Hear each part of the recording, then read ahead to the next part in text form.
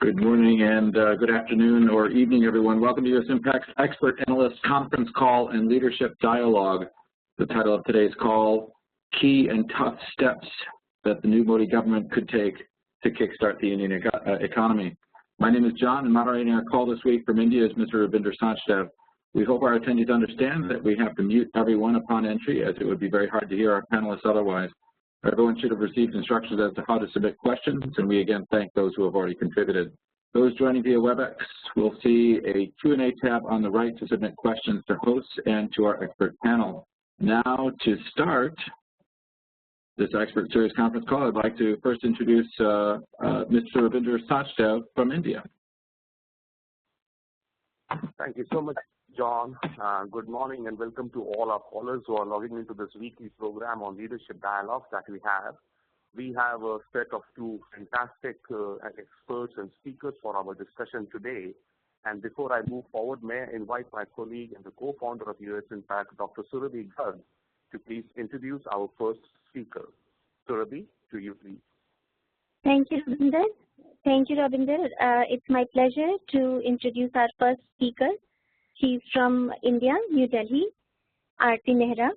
Mrs. Arti Mehra is the former mayor of Delhi, and she is the National Secretary of BJP. She has been associated with political activism in multiple ways for a very long time. She started managing a magazine by the name of BJP Today many years back. She held various positions in the Yuva Morcha, that is youth wing of BJP. She contested her first election in the year 1997 and became the councillor of the Municipal Corporation of Delhi from Hauz Khas ward in South Delhi. And then she won two consecutive terms from 2002 to 2007 and the next term 2007 to 2012.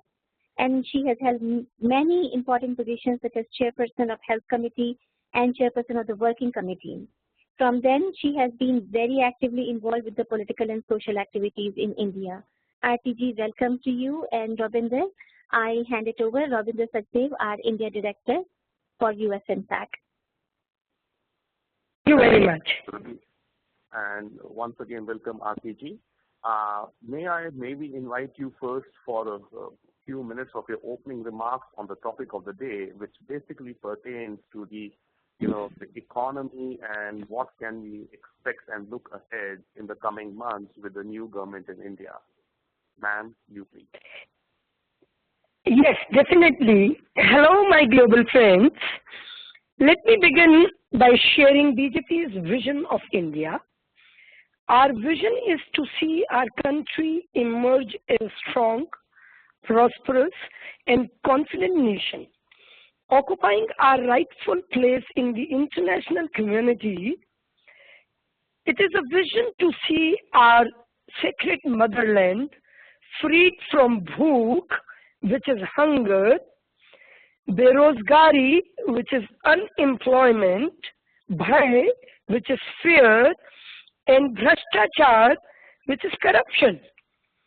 It is a vision to see the world's oldest civilization transform itself yet again into a global power, contributing her material, intellectual, cultural, and spiritual energies to change the paradigm at the global level.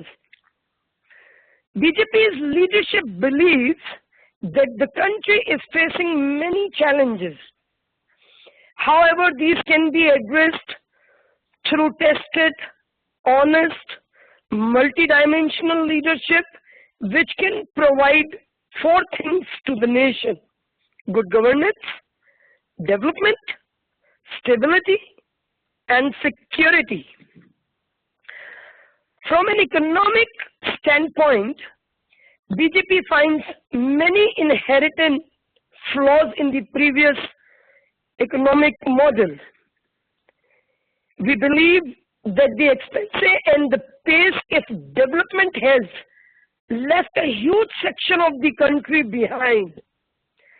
There is a widening gap in the country, income disparities have increased, and the economic autonomy of the country is dwindling We will now have to formulate such economic policies that can bridge the gap, end the disparity, encourage enterprise and the industry, serve farmers' interest, and create employment for millions of our youth. Although we know it's not an easy task, BJP's leadership has the ability to usher its required changes. India's growth stayed below 5% for the second year in a row, mainly due to a decline in manufacturing and mining output. There is a need to contain price rise, hasten economic reform to boost low-cost manufacturing, reviving the growth momentum, containing inflation, and altering the pattern of growth to gainful employment is today an overriding priority. Many key economic reforms, including increasing FDI, foreign direct investment in the insurance sector, implementation of goods and service tax, and the direct tax. Immediate steps are needed to strengthen the economy, my dear friends. Short-term fiscal discipline is needed till we reverse the present trend will give us long-term benefits. There is a need to move towards an era of fiscal discipline with the objective to reduce fiscal deficit, contain inflation, and improve growth rate. The negative sentiments has affected trade, hotels, and transportation sector, which are poised for a slower growth compared to the last year. To jumpstart the economy, we will have to restart the investment cycle. We have to make it easy to do business in India. The new government has to give direction in the broad areas, which are infrastructure, building suburban and the new urban township, massive skill development programs, promoting tourism, and lowering cost of business.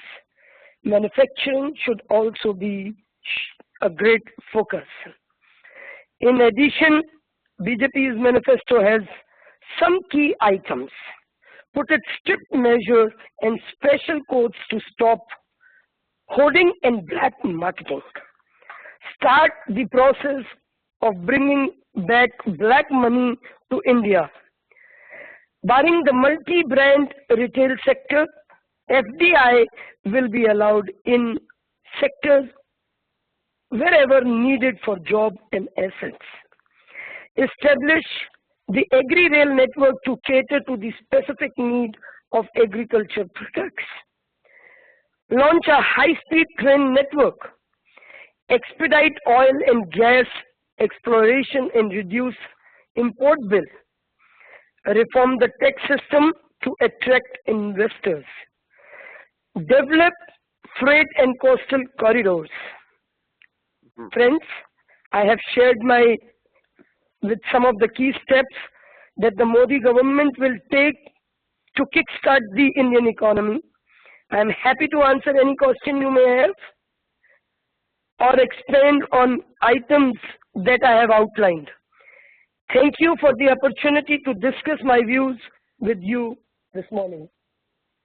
Thank you so much, Arti ji. Yes, there are definitely, several questions which we've already received once we announce.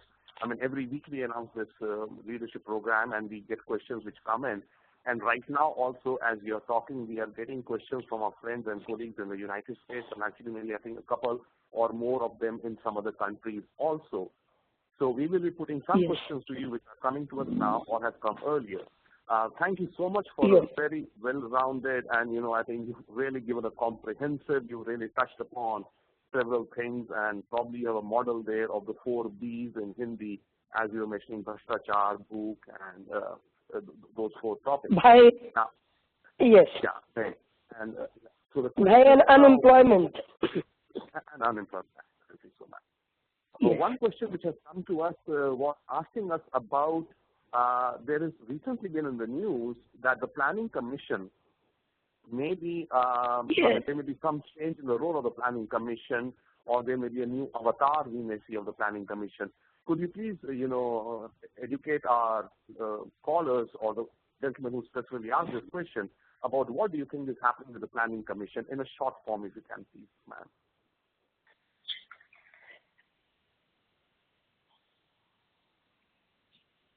Hello? Yes, Planning Commission need to, you see, there has to be, we need to plan because our economy, Indian economy, going through a phase which has so much of crisis and something abnormal also. Because of the previous government, this crisis transformed into a contagion. Today, some of the things are happening in the Indian economy. The source of the malaisis is not economic but political in nature. So we need to, the BJP find many inherent flaws. But we believe that the current expanse and pace of development leaves a huge section of country behind. Today there is a widening gap in the country, income disparities have increased, and the economic autonomy. In these critical situations, the BJP will have to formulate such economic policies which can bridge the gap. The BJP will increase investment in infrastructure sector by doubling the share of infra investment to GDP ratio.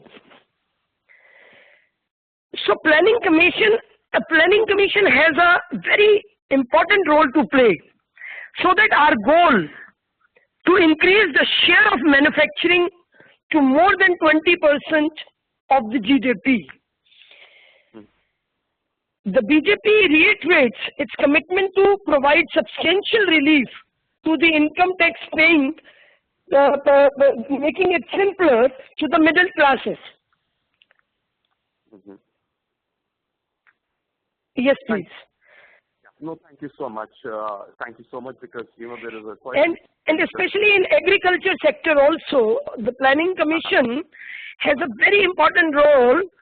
The BJP will encourage farmer market or Kisan bazaars to encourage direct sale and purchase contact between the farmers and consumers. This will not only ensure better prices for farmers and cheaper goods for the consumers, but will also help significantly tackling inflation that has been a burden on a common man for the past several years. Very true. Very true. Similarly, with the health services. Yeah, okay. Yeah, exactly. I mean, picking up from some of the points that he just now mentioned, I think that leads me to another question that has come to us. This question is asking that several large and mega projects in India have been held up or delayed due to the issue of land acquisition and resettlement and rehabilitation. Now, there is a new bill which was recently passed in the previous regime, wherein the BJP was also supporting that bill on land acquisition and R&R. Now, is there a possibility that some aspects of this bill will be amended so that large projects are able to proceed? Because the industry, it seems to be saying that compensation is too heavy, but then there is a flip side, as you also mentioned right now, the farmers. What about their compensation? So what do you see? Is there a possibility that there will be an amendment to this bill in the near future session, or maybe the budget session of the parliament? No, our vision for the agriculture and farmer has been clearly from the time of Johnson. If I recall my ideologue, Pandit Deendayal Upadhyay, would often remark that our aim should be to provide water to every field and work to each hand. The BJP continues to follow the same policy, and there are so many case studies in Madhya Pradesh, a success story where we have turned the ill state into the healthy state. And similarly, the present we presently we would like to do, the farmers must have their due. India, basically the farmer-based nation, and we will have to specially working committee to propagate and increase popular organic farming as well as instinct the part of agriculture tradition. And to get there right, we will implement, the insurance policy schemes to ensure regular income for the farmers based on the size of their land holdings. Mm-hmm. And we feel pain and we share a concern, express, the way farmer has been facing. So the primary reason behind all these woes and low income, and even that is not always assured. So it's important that there should be a regular income plans for the farmers, and their land should give their dues to them. Right. No, thank you so much. That definitely is a point, I think, which you mentioned, that some regular income, because the compensation plans in this resettlement and rehabilitation have to really look into that, and that is one of the key issues. But at the same time, several projects from energy to mining to, other even industrial zones are delayed or held up because of this issue. So thank you so much for, your view on this particular topic. I have another topic which has come to us, and actually there are some topics direct to the economy, but I'll come to that a bit later. One more question which is coming in a specific way is that, the US-India civil nuclear deal or progress on nuclear energy in India has been held up due to the civil nuclear liability bill which was passed by the Parliament.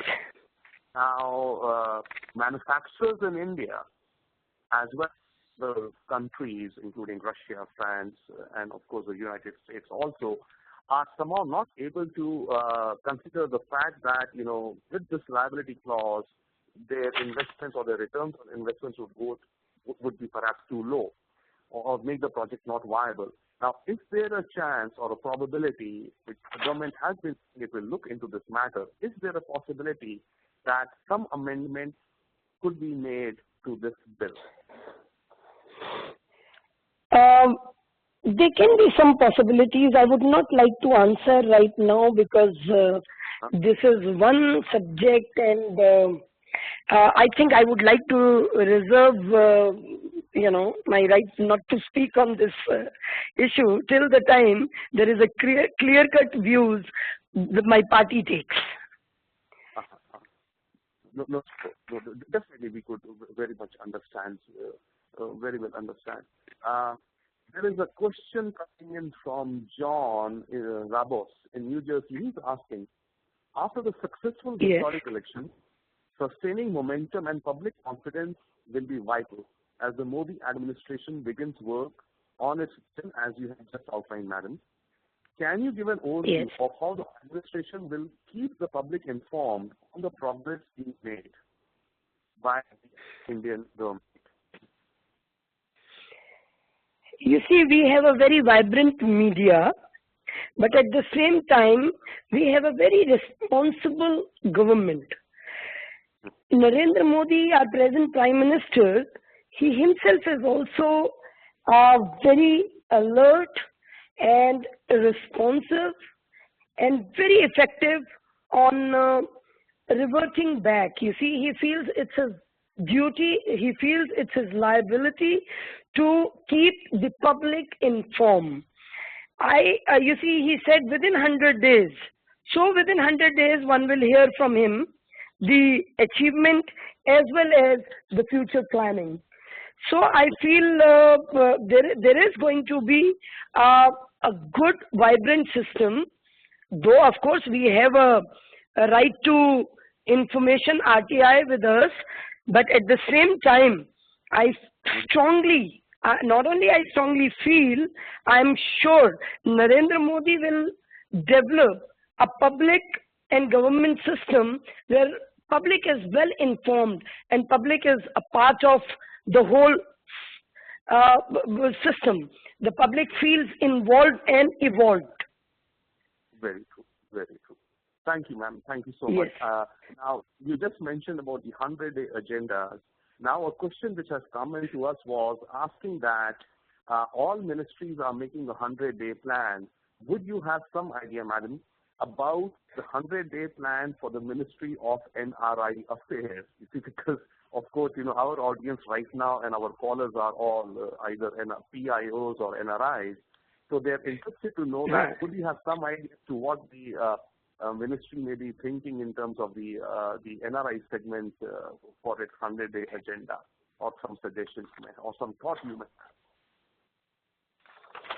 You see, for our neighbors, the neighboring countries and international relations, and especially for the NRIs, BJP was the one who took up the whole issue, and we wanted to have the special, the bond for NRIs.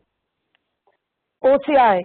We were instrument in doing that, and we are very clear. And since we are discussing the growth, the economic growth of the nation, so we feel strongly that there has to be a strong relation, and Modi ji is having as a vibrant growth. He showed as a case study. And the way Gujaratis from United States, they have been so involved in the development of Gujarat. So similarly, we have to bring our NRIs, in the pride. So the development which we are having, they should be involved, and the pride should be there. That they are there to with the government, with the system. Very true. And their support is, of course. Sure. I think all of us, or at least many of us, remember that the first Pravasi Bharatiya Divas was started under Pravasi Bharatiya. The whole concept was, came up then, and the institution was set up. So that definitely so. I do think, of course, because several of our NRI colleagues or quote-unquote NRI colleagues are looking at, how they can participate or engage more with the government, with the Indian government, in terms of what they could contribute or engage just to be more closer to India. Another question which has come to us, ma'am, and I think maybe this is one, and then we have, in fact, quite a few which are pending up with me, but perhaps we'll move to our second speaker, and then we'll come back to you, ma'am, after some discussion with him. One question for you now is that it is expected that the cabinet of ministers may be expanded in the next couple of weeks or so. What could be some new ministries that could see a new minister? What would you have if you can share some thoughts on that? No, you would like to know the names of the new the ministers in the expansion? Yeah, I think so. I didn't hear your question clearly. Yeah. No, well, that's the prerogative of our... Exactly, sure. But still, what could be possible? It's not the ministers, but what could be ministries which could see some new ministers, or they could just touch upon some of that? You see, Modi ji's motto, to have it more governance, good governance, and less government. So he is not going to really expand it, but then yes, certain ministries definitely, though the defense is also, has to, I feel personally that this is the right of the Honorable Prime Minister, and it's his prerogative, and I should not be discussing much on this. No, certainly understand, ma'am. You would understand, people are curious to know what's happening, in the... No, of course, the youth ministry is going to be there, the sports ministry for the... they're going to be, ministries, the extension, wherever one feels, you know, the True. Thank you. We have a question, Yeah. a follow-up question on the previous discussion just we had regarding the Prime Ministry and its 100 years, something like that. One of our callers is mentioning that. I just wanted to mention that we often hear from the government of India that something would be done or regarding involvement of NRIs, but nothing much has been tangibly done, especially, for example, with respect to the visa issues in the United States and other countries, because there are consular problems, as we know. What are some specific things, maybe some more consular offices, etc., which could be there? No, definitely. US considers India to be a friend and strategic ally. But it must show in its behavior. It is equally the responsibility of the Indian government. So ensure that India's self-respect and bilateral ties are there. I am very sure, especially for NRI, if I talk, if not for the US, as a US government, if I talk about NRIs and more business and strategic ties, I am very sure under the leadership of Narendra Modi, we are definitely going to see a sea change, because he has done it in Gujarat. There's been a case study. There have been many initiatives which Narendra Modi ji has taken, whether in the energy sector, whether in the infrastructure sector, agriculture. There's so many sectors, you know, and especially in the technology sector. So I feel there is going to be, because we want the investments to come, and people should have faith in Indian environment so that they can do good business. There should be easy system. There should be, you know, the way Atal Bihari Vajpayee ji's government started, and we could fairly do it, you know. And that was the time India had a great respect over this issue. So I'm very sure on this aspect that we are going to make it, and we are going to have our broad base. Excellent, ma'am. Thank you so much. I think what we'll do is that some of our callers who are more interested in NRI affairs and all, maybe we can put them in touch with you later on after this conference sometime in the coming weeks, and you could advise them if they would like to, you know, maybe engage or get more involved with India. Thank you so much, and please. Thank you. Stay online with us. We have our other speaker who will be with us, and then towards the end we'll have a wrap-up of a few more questions with you, ma'am. So now may I invite my colleague, Dr. Surabhi Garg, to introduce our other eminent and brilliant guest. Surabhi, to you, please. Thank you, Rabinder. It's a pleasure to introduce Mr. Dhruva Jaishankar.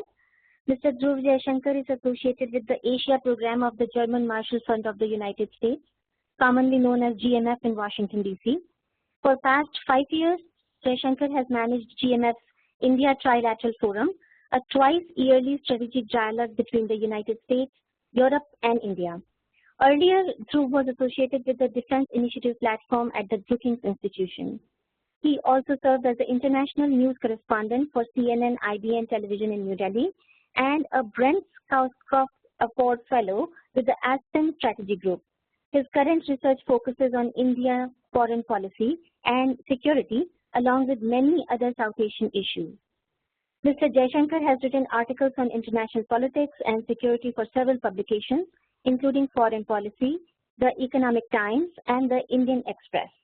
He has also contributed to The Atlantic, Business Standard, Deccan Chronicle, The Diplomat, The Globe and Mail, The National Interest, and New York Times India Inc., Politico, and Survival, etc.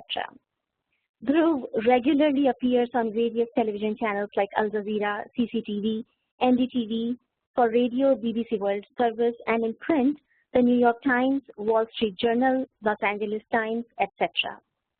It's a pleasure to have Mr. Dhruva Jaishankar at our weekly Leadership Dialogue program. And now I hand it over to Mr. Rabinder Sachdev, co-founder of USINPAC and director of USINPAC India Affairs. Mr. Sachdev will moderate this session further. Rabinder? Thank you so much, Dhruva. Once again, may I please request our callers to please do keep sending in your questions. We may not be able to take those questions with the first speaker. We'll take them with the second speaker who we have right now, and we of course have a bunch of other questions backed up. Now, so your opening comments, and then we'll get into Q&A with regard to the queries and your views on several topics. Thank you, Surabhi, and thank you, Rabinder. I hope you can hear me properly. So we can. Yes. I should begin by saying that while I'm, flattered to be invited here for this webinar, I'm no economist, and the issue at hand is not really my primary area of expertise, which, as Surabhi mentioned, is foreign policy and defense and strategic affairs. However, the fate of the Indian economy is really central to all of these issues. And for that reason, I've spent much of the past few weeks and months talking to some real experts and policymakers in India, as well as business leaders. I'll try to channel some of these conversations into a few comments that I hope are useful to all of you. I also want to make a second caveat, which is, we, and by that I mean the policy expert community, people in think tanks such as myself, we should approach the Modi government, I think, with a little bit of modesty. He and his team have repeatedly defied and surpassed expectations, whether on political strategy during the elections or on innovative ideas concerning foreign policy. For example, the idea to invite foreign leaders to the oath-taking ceremony was not something that was in ready circulation in the think tank community before that, and you didn't see it in newspaper op-eds or anything before, and nor did that suggestion come from the Ministry of External Affairs. So Mr. Modi has demonstrated an ability to think outside the box. And for the time being, I think we should give him a little bit of the benefit of the doubt on economic policy as well. So in other words, I don't want to be too presumptuous in saying either what Mr. Modi will do or what he should do. Instead, I think I'm going to dwell on three things. I'm going to briefly talk about some of the principles and promises that Mr. Modi articulated during the election campaign. Two, I want to maybe discuss a few of his chief challenges, and in fact, the previous speaker did touch upon some of these already. And three, some of the tough choices that will confront him, not just in the immediate future, but in the next 5 years. I'll conclude with a few thoughts on what this means for India's external orientation and including the India's relations with the United States. So, Mr. Modi, as the new Prime Minister, he comes in with incredibly high expectations based on the huge mandate that he won. And his victory is an unambiguous message for economic reforms. Unlike the previous government, he has the capacity to actually package and sell these reforms to voters. Quite clearly, business is not a bad word in his vocabulary, and neither is growth, which is something that should be encouraging to all of you. During the election campaign, Mr. Modi never in fact elucidated an exact economic program, but he did outline a set of broad principles.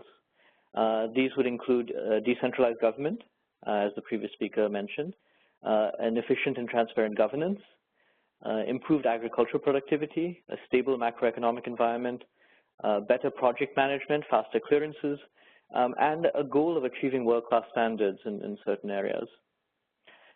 But the challenges he faces are enormous.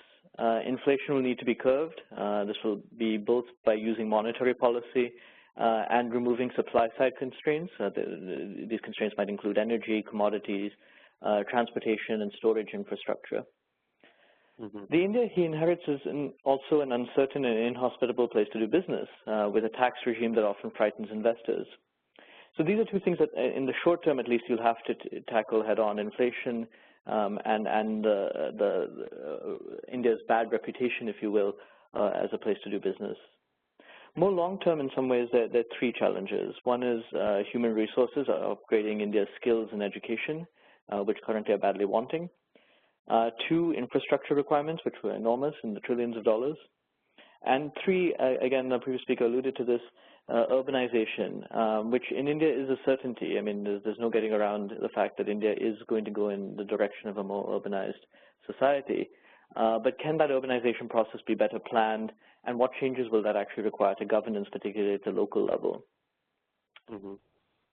Let me also just touch upon quickly 4 choices that the new government will have to confront. One is what is to be done with state-owned enterprises, particularly those state-owned enterprises which are badly performing. One option, of course, is to make them more efficient in order to sell them. But then the challenge then is, if they are more efficient, why sell them? 2, how is the new government to deal with welfare programs, which have placed a huge burden, a huge fiscal burden on the Indian government? Should these welfare programs be reformed, better administered, or should they be abandoned? 3, how does the new government go about increasing revenue? Can the goods and services tax be implemented? And I mean, hopefully it can be. But it would require reaching out and working with the states. Mm-hmm. And 4, how to reform labor laws. I mean, this will be absolutely necessary for instigating manufacturing, the manufacturing sector. But are these to be dealt with primarily at the state level, or what can be done at the central by the central government to actually reform labor laws? I should also touch upon 2 things, at least, which may be beyond reach, at least for the next 5 years. And this is in part a way of sort of downplaying some of the overhyped expectations as well. And this is just borne by element of realism, I think. One is, in some ways, addressing land acquisition. The BJP did support the land acquisition. So that is one area where it may be hard in the near future to actually amend that. And 2 is judicial reforms, which is a long-term process, and will be quite. I mean, it's an enormous challenge. It's incredibly important, but it's something that may need take a while to address. Mm-hmm. So this laundry list of promises, challenges, and choices present numerous opportunities, I think, for international cooperation, involving both businesses and international governments, including the U.S. government. Mr. Modi has already spoken of imitating Israeli agricultural practices, of Japanese rail infrastructure, and sourcing Western technology. And for SMEs in the U.S., as well as multinational companies based in the U.S., there will be numerous opportunities. I think we still have to keep in mind that no matter what is done, and hopefully, I mean, the trajectory looks quite hopeful in the near future, but no matter what happens, India is still a $2 trillion economy, growing at least 5%, hopefully more, with hundreds of millions of young consumers and a growing middle class. And this is a golden opportunity for any small or medium enterprise or multinational company based in the U.S. or in fact abroad to really to capitalize on this opportunity. So let me end there. Awesome. No, thank you so much. I think it's not the entire, but a big much of there, including labor law, land acquisition, and reforms in the agriculture, purchasing mechanisms, and a list of a range of other things. Now, take some questions which have come to us, and probably one or two of them are sparked by your district now. You said that you recently, of course, in India, maybe some few weeks, talking to some policy leaders across the spectrum, etc.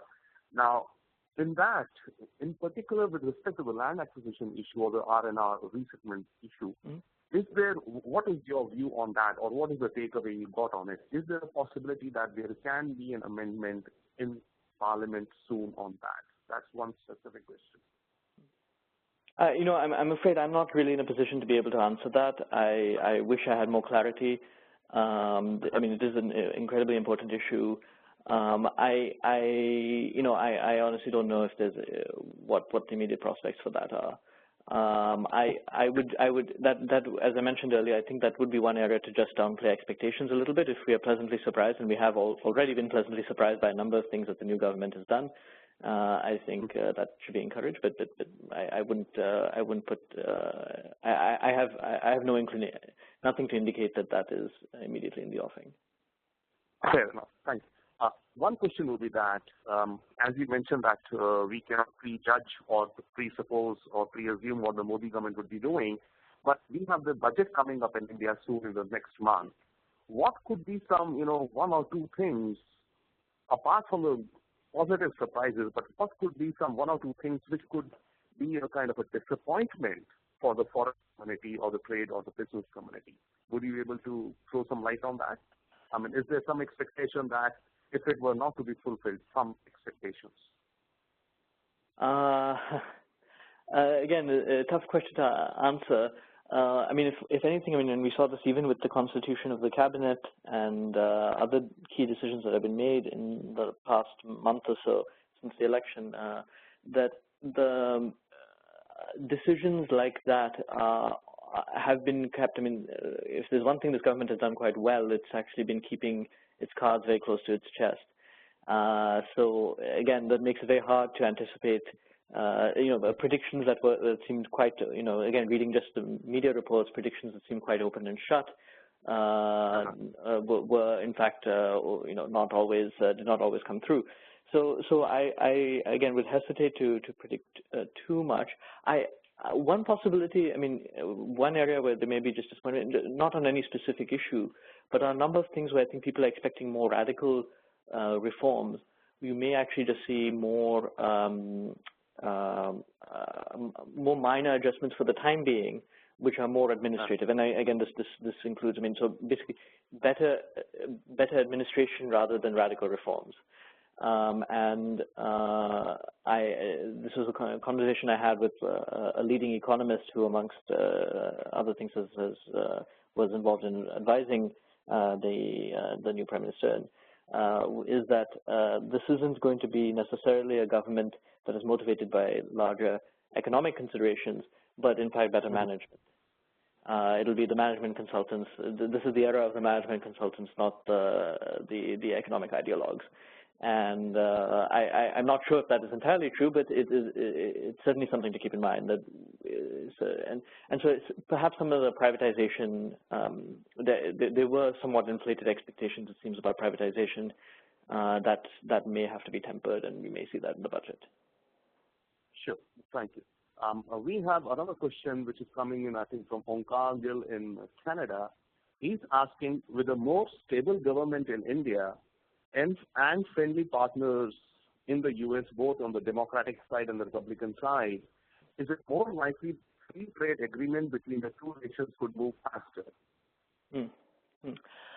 That's actually a question I can, unlike the previous two, have.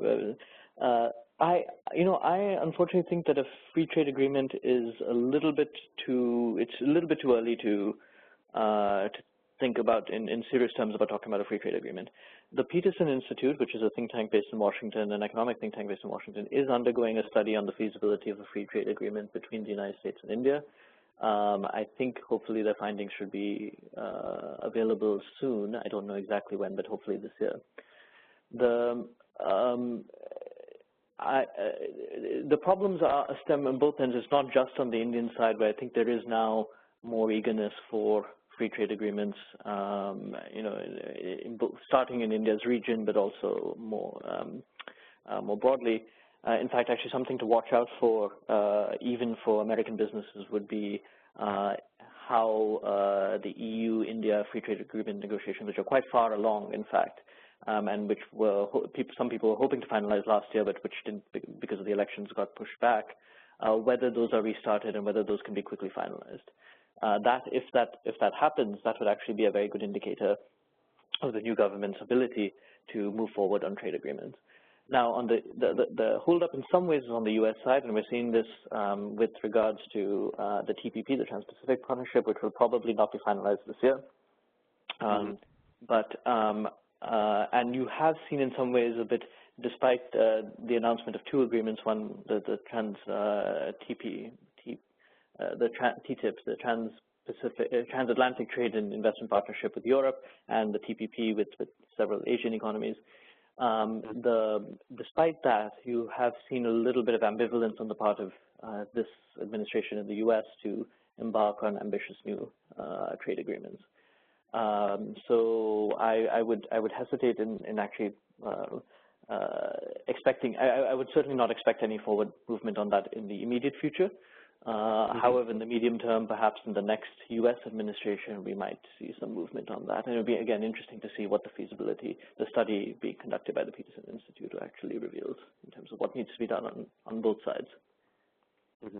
No, thank you so much. Yes, I think this whole issue with the TPP and the transatlantic relationship and FTAs, there's a bunch of things going around, and but maybe that's a separate topic for a long. Well, one more thing I just want to add. I mean, one sort of short-term step again to take, perhaps, is for the Indian government to start looking into, and this is being considered, I think, is for what the Indian government can do to actually get its stance can join TPP eventually.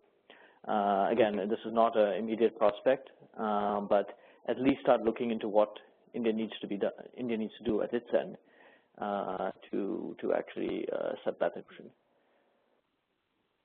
Very true, very true. Thank you, sir. The next question which we have for you coming up is that India has recently announced that FDI in the defense sectors will be allowed up to 100%. Now, what is your view on that, and how soon do you think some tangible relationships or partnerships between the U.S. and India could move on that front or in that front? There's actually been on that. My understanding, and I actually should double check this, but my understanding is that's not yet a done deal. And you have, in some ways, different lobby groups, both in India and abroad, pushing for different levels of FDI in defense. That said, I mean, I think the larger takeaway is that there will be an increase in FDI in defense. That does, in fact, open up lots of opportunities, and in fact, U.S. defense firms might be some of the prime beneficiaries from it. I think more than FDI in defense, which is quite a complex. And that is one set of issues that is affecting the defense sector.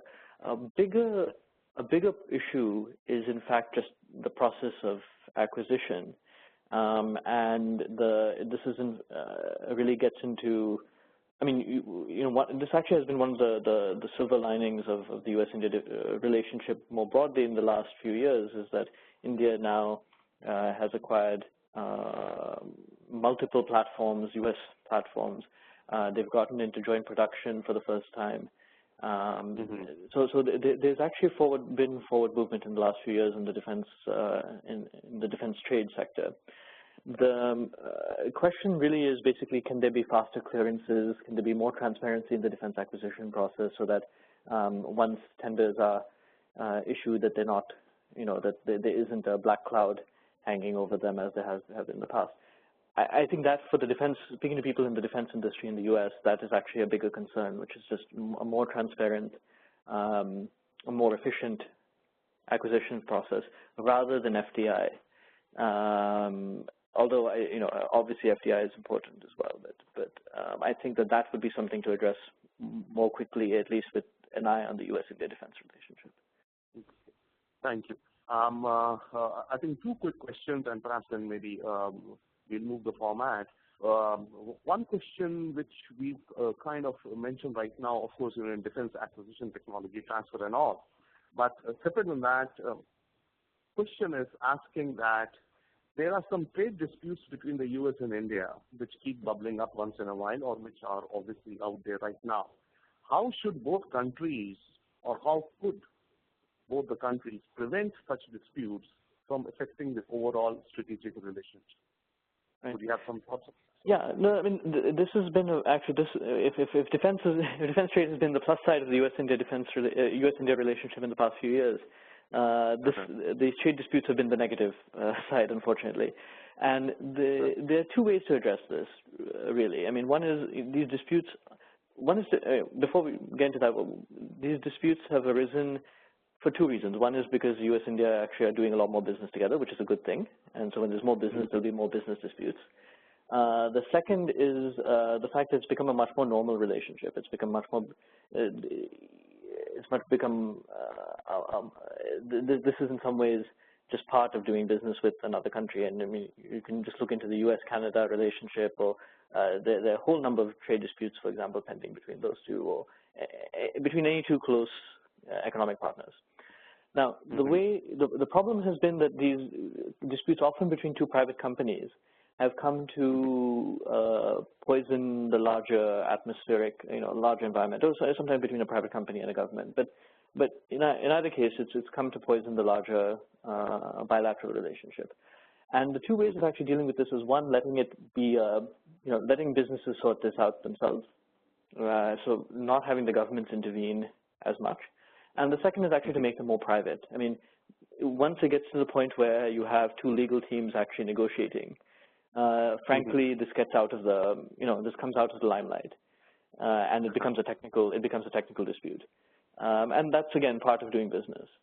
The problem is when actually the governments both intervene in a very high-profile manner. It becomes about an issue of national pride and national fairness, and that's actually when we've seen, at least in the past few years, the larger bilateral relationship becoming intoxicated. So the two ways of dealing with this is, one, letting letting private companies act as private companies rather than the government becoming involved. And if the government is if either U.S. or Indian government is to be involved, to make it a more private negotiation, not actually introduce complaints into public speeches, for example. Great. Well, thank you so much. I have just one, kind of trailing question before I hand over the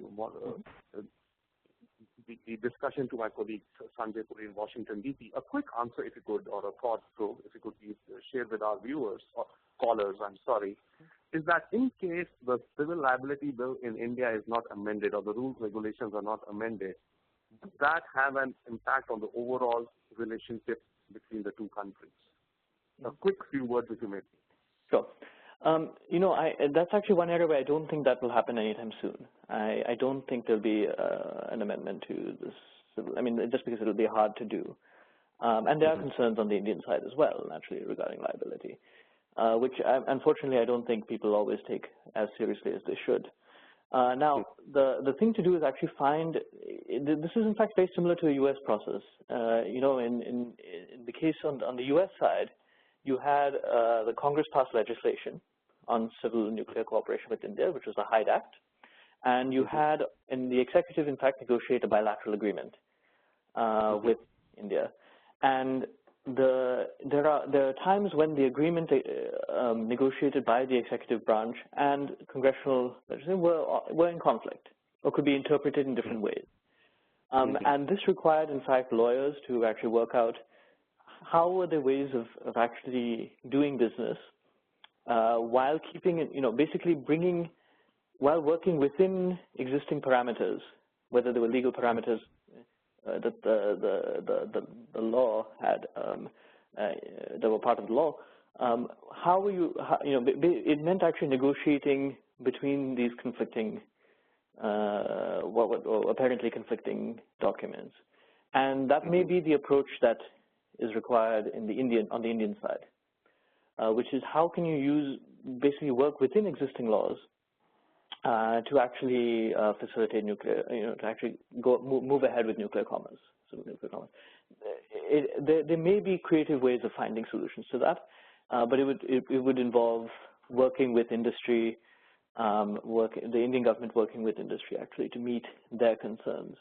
While working within the existing laws in India. Great. Excellent, sir. Thank you so much. I think you answered a whole range of questions, and in fact, I do have quite a few questions which are still kind of popping in or backed up with us from the week also and coming in right now. But I would now hand it over to my colleague and chairman of the Political Action Committee, Mr. Sanjay Puri, for a few wrap-up questions with RPG in Delhi and with Mr. Dhruva Jaishankar in Washington, D.C., if that's where I think you are, Dhruva. Sanjay, over to you, sir, please. Thanks, Ravinder. It's been an excellent discussion by our two panelists. And in view of the shortness of time, I'll come straight to RPG. RPG, I heard with a lot of interest your excellent feedback on the questions that Ravinder was asking. I've been watching our panel. We've been getting a ton of questions from all over the U.S. and also from around the world, especially from congressional staff and Asian Americans and others. I want to hone in on the issue of that is important to the diaspora. And this is really coming to a point which Ravinder raised. It has been raised by a lot of experts like Sumit Ganguly here. Every government comes in, they talk about the importance of the diaspora, how it's a very important aspect of it, that they should invest funds in there. Every year they talk about giving voting rights at the PVD, etc. But the more substantive issues where even beyond the diaspora that people have issues regarding their OCI card, regarding even getting timely visas and stuff like that, there are some inherent issues which I think come down to staffing, come down to those kinds of issues. And I know the BJP government had put a lot of emphasis on the diaspora. Do you see VP Singh is now in charge of the overseas Indians, and also do you see something really substantial happening in terms of the diaspora? That's one of the questions we keep getting asked by everybody around the United States and the rest of the world. But can you give us some specific things, if you know of some specific things?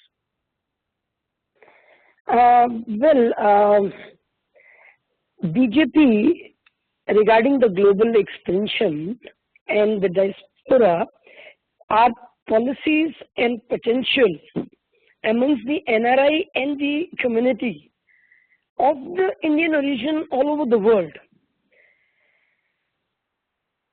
Immense popularity and attraction is there for India, and we feel that this is the time, there has to be a simpler policies. There has to be an atmosphere need to be created so that they can come and they can invest. There should be good and easy, less of red tapeism, so that investments are there, so that they can come, and it should be Indian, to generate that investors should have confidence. Investors, even in India, we feel even the domestic investors, they lost their confidence. The credibility has to come. The government has to make certain decisions, which we are making.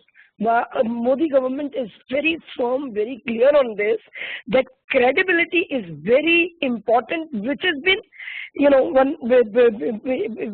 India has been suffering over this.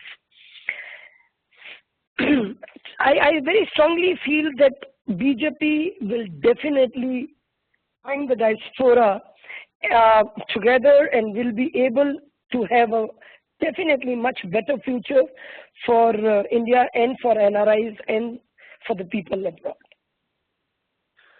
Thank you, Arti. I'll just shift to one last question to you, and then I'll switch to Dhruva.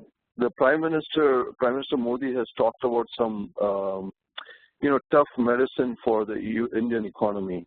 And, watching politics all over the world, tough medicine, first medicine dose was given with this rail price hike. Now, tough medicine generally is very unpopular politically, and you are seeing the blowback or the pushback coming from the opposition parties and the people. Does the BJP have the political will to enforce the tough medicine? Because what will happen is you're going to get the media all over you, you're going to get the opposition party all over you, and in some cases the people, because, these are tough things, but India has to enact these tough things if it has to get back to where people are saying India is open for business again. Because I can tell you, outside talking to investors, and I'm going to come back to that point with Dhruva, that they are in a wait-and-see mode. India is on probation as far as global investors are concerned, because they have moved away from India because there are many other opportunities. But will the BJP have the political will to enforce and stick to tough medicine is the big question. Well, definitely yes. If you know Mr. Modi's background, media has been very tough on him over years together.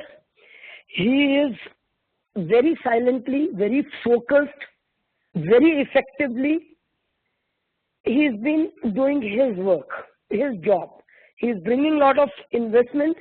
He's been giving Gujarat state 24/7 electricity, water, development, and that's why he is here.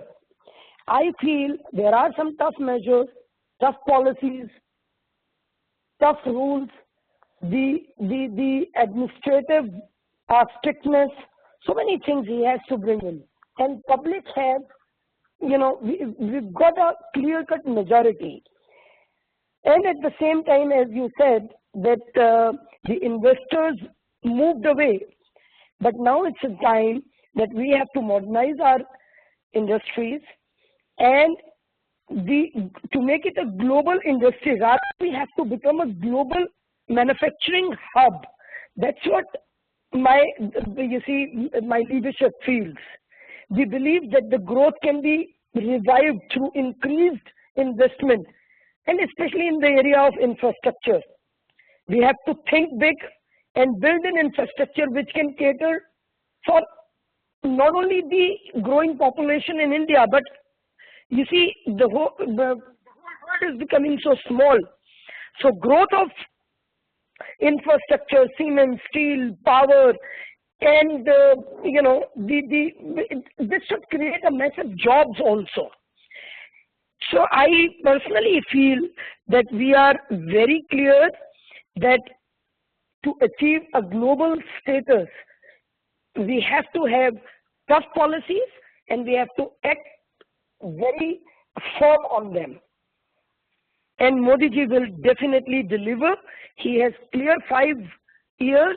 He said within 60 months, I'll come back and I'll give you my report card. So at the same time, there'll be media will try to corner us, the opposition will oppose us, but at the same time, you will see many good things will be happening and media will be praising for that and opposition will have nothing to speak on that. Thank you, Arti ji. That's excellent feedback, and we really appreciate you and your time. I'm going to now just take that question in a little bit of a modified way to Dhruv.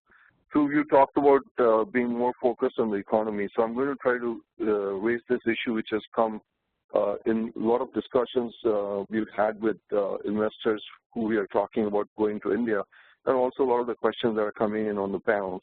The tough medicine issue, means facing political, pushback, as you can see with the rail price hike. But there are several other measures also that they don't have a majority in the Rajya Sabha. And obviously, it's you can say that you'll wait 60 months, but in between there are many other state elections that are going to come up, whether it's Maharashtra, whether it's UP and others. So there's a continuous push and pull of politics that goes along with some of these things, because investors are in a wait and watch mode, and to see if some of these things can be done. What is your feedback or what is your analysis in terms of what the BJP is going to do, or what kind of measures they need to do to really get back where investors are really going to take India seriously again, where India is open for business? Because right now, I can tell you most investors are still taking a wait-and-see attitude despite the change in government. Yep. Let me try and address that. And I have 4 quick points, and actually they touch upon some of the previous question you asked as well. One is we've already seen this government is capable of dealing with political pressure from regional parties. This is a big change from the previous government, and we saw this with when the Prime Minister invited the leaders of neighboring countries for his oath-taking ceremony, and there was some disgruntlement shown by the Tamil parties with regards to the Sri Lankan Prime Minister Rajapaksa coming to Delhi, and that was frankly overruled. I mean, that was this was a clear case where the previous Prime Minister didn't go to Sri Lanka for a Commonwealth head of government meeting because of the opposition of the Tamil parties. And so this is clearly a case of, I mean, this is one example I'm just putting out there of showing the new government's ability to actually be somewhat immune to pressure from some of these regional parties. So I mean, I think that is one sort of positive indication that we have. On the larger issue of what needs to be done to attract business, so the first thing is actually getting NRI money back in.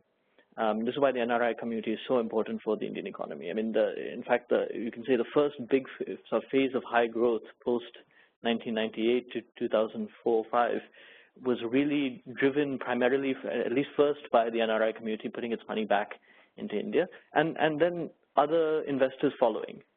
And that's why, I mean, it'll be important to engage the NRI community again, because they will be the first in. They know the landscape. They have the family connections. They have the cultural. They understand the culture of doing business in India. Once that happens, I think we will see others follow, other investors follow.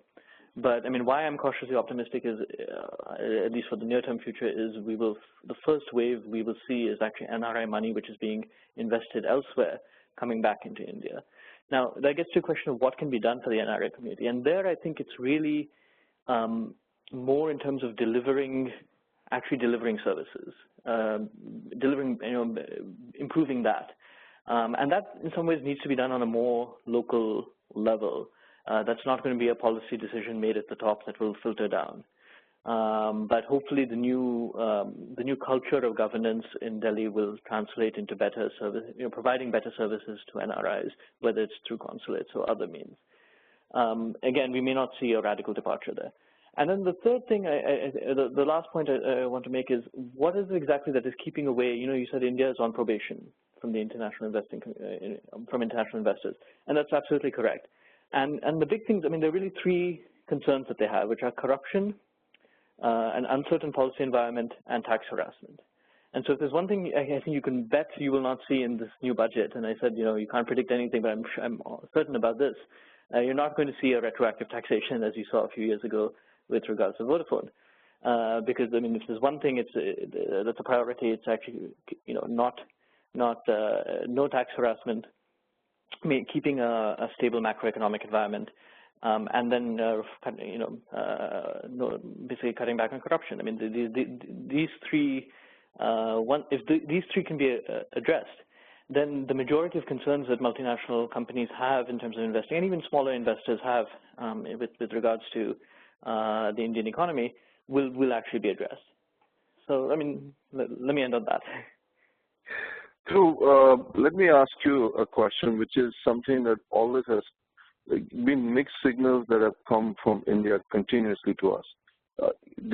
Ministers come here and say we need to raise $1 trillion for infrastructure. Then we have had ministers who come here and say, FDI doesn't drive us. We've lived without FDI all this time. Really, we have an internal economy. We really don't care. Yeah. The confusion that leaves behind, and confusion for investors is not a very good thing. I'm not saying that India should be overly aggressive, but clear signals. Do they welcome FDI or not? I mean, is a question which very few people can really clearly say. Is there a government stand, or is this government stand clear? Do they welcome FDI? I understand retail is off the table, like Arti just said. But besides that, she said everything is on the table. Now, is that a clear government stand that FDI is welcome? Because those are questions that are coming to us right now on our matrix.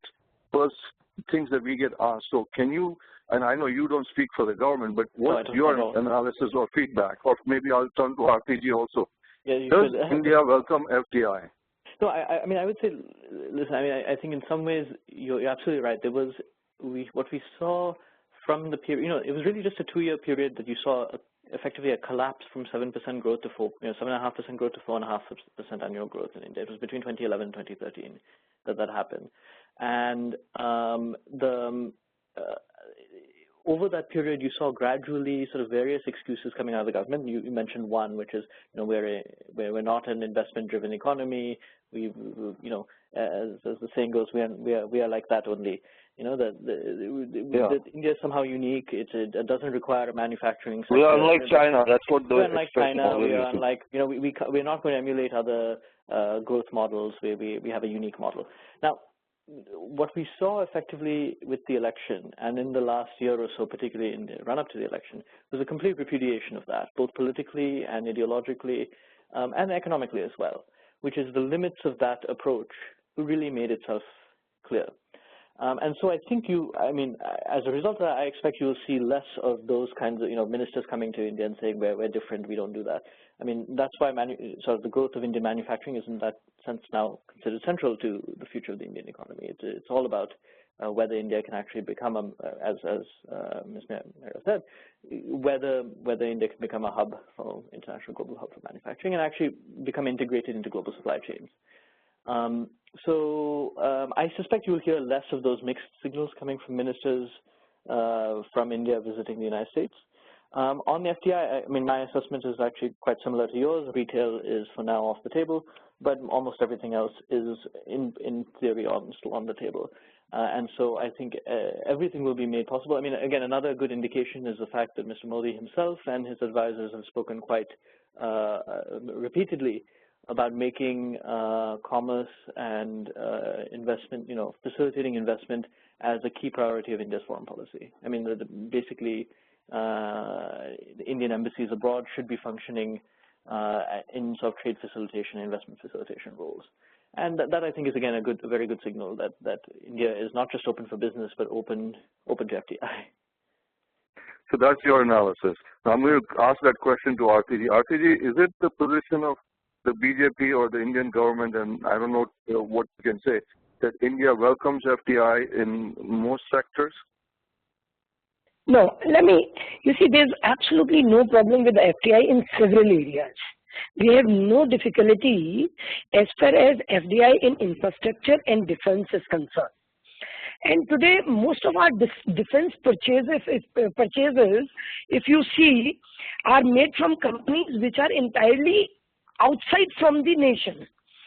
So 100% foreign companies are supplying the defense equipment or so if I would like to make a point. If we have a company in India in which there is a foreign shareholding of a certain percentage, we have absolutely no difficulty with this. Therefore, FDI in several areas are concerned. The BJP has absolutely no difficulty with that. But FDI sector-wise in some area that we are concerned with, and certainly FDI in retail is one of those areas. So that's one is very clear. But except for retail, is India welcoming? Because, when we talk to investors... Yes, India is welcoming many areas. India is welcoming many areas, especially defense and, the other areas of great concern. Okay. Sorry, Dhruva, can you want to jump in? Yeah, Dhruva, can you jump in? One thing to add, I think one thing to watch out for, if you want to see, is really in the insurance sector, is because that's, again, part of, I mentioned earlier, the importance, at least as a weather, as a marker, looking at the future of the India-EU trade negotiations. And one of the demands on the EU side is that India increase FDI and insurance. And again, that would be something to see. Okay. One question that I would like to ask both of you, because you both brought that up, and it seems like a mantra that keeps coming up, that India should become a hub of manufacturing. Isn't it easier said than done? You have hubs of manufacturing in China. I was in Vietnam recently, and they're a hub of manufacturing.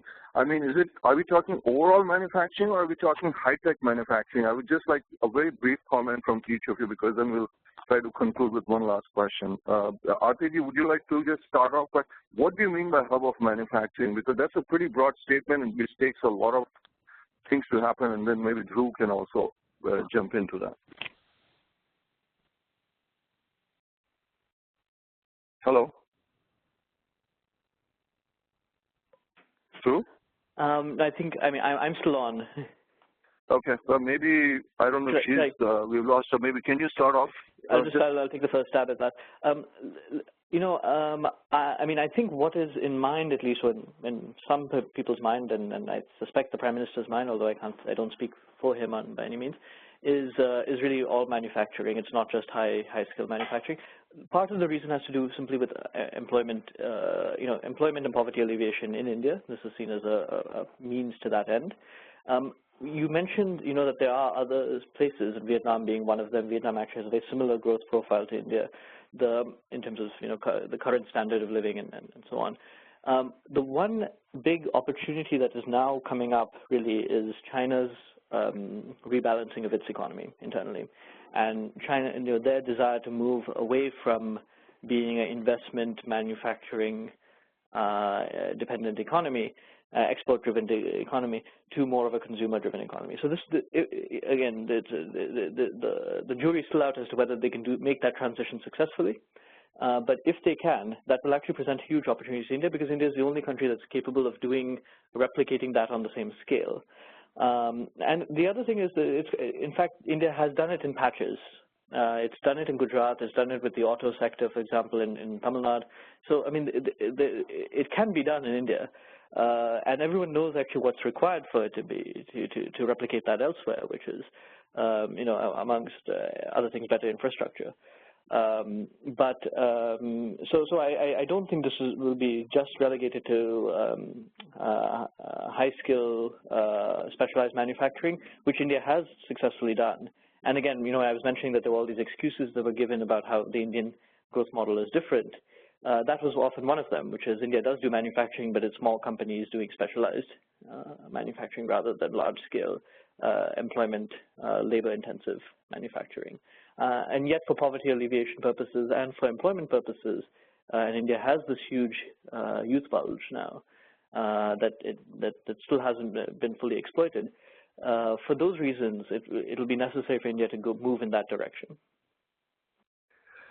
Arti, do you have any points on how India can become a manufacturing hub? Because that's something that is being talked about a lot by this government. I guess we have lost her. Dhruv, one last point and then we'll conclude. On the issue of manufacturing, the points that keep coming up are labor laws, land laws. Now, with the BJP not having a majority in the Rajya Sabha, do you think some of those things become a challenge? Yes. Short answer is yes. The other thing is, again, some of these things are issues that the BJP supported even when in opposition. Some of it'll actually go back on, GST being one of them, but quite possibly. But there are other areas where it may not. It'll be for their own, because of their own political and ideological considerations, they may not want to go back on. Again, land acquisition may be a step too far. Judicial reform, as I mentioned, may be a step too far. Labor laws will be difficult, although there may be a lot that can be done at the state level on labor laws.